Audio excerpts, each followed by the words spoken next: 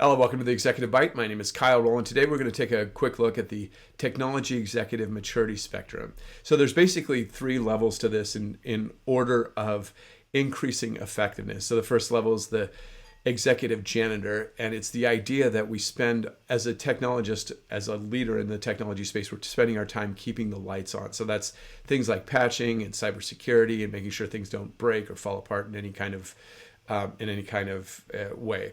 The second level, which is slightly more effective but still not optimal, is the executive tactician. And this person is very much focused around putting muscle and direct specific control onto the delivery of capabilities, features, functionality, ultimately software systems. And so the top and most effective level is the executive craftsman, where we've moved away from both of those two focus points and really put our focus every day to as much as we possibly can on building an organization that builds software well. So when an organization has leaders that are in this space, software is cheap and quick to build, and the needs that the business is looking to provide for are provided for in a quick and fashion and done with excellence.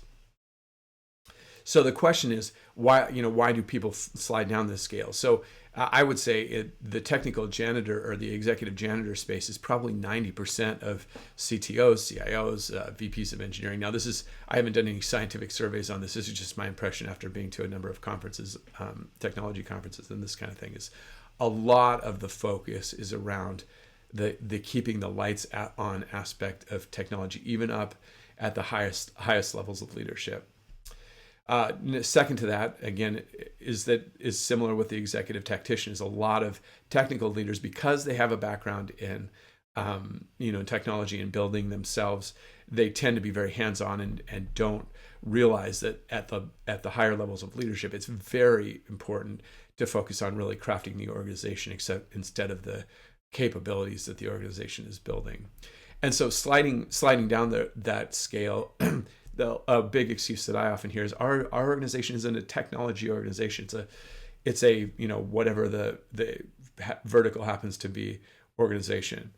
And so that sounds interesting, like we focus only on our business and we don't focus on creating new opportunities and this kind of thing. And it's but the real question to ask, if that excuse is made, is if software were cheap and easy, would you not build and invent and create and innovate? And the answer is, of course, we would do that. So the real answer to that, the real information that bubbles out of that particular excuse, is that it's too expensive for us to pursue.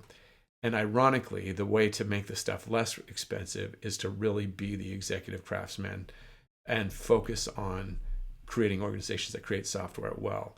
So it's just that, so there's sort of a catch-22. There's a doom loop, is that when stuff starts to get expensive and difficult, we first focus on putting our muscle into the tactical bits because, hey, it's got to get done. And it's getting hard and expensive. So I'm going to push, and that's going to solve the problem. And then when it gets really, really difficult, we say, you know what, we're not doing any of this anymore. We don't have the money for it. And we're just going to make sure that the light stays on for the stuff that the lights stay on for the stuff that we already have in place. And so it's easy to see why the slide down happens. This is what separates sort of the amazing from the okay sort of technical shops, is that the leaders begin to make explicit choice to be executive craftsmen as opposed to the tactician or the janitor. And that choice, it seems simple and small, is what makes the difference of an organization that's really innovating versus one that's just barely scraping by or just holding on with white knuckles to keep the lights on. So this has been the Executive Bite. My name is Kyle Rowland. Thanks for joining. I hope to see you again next time.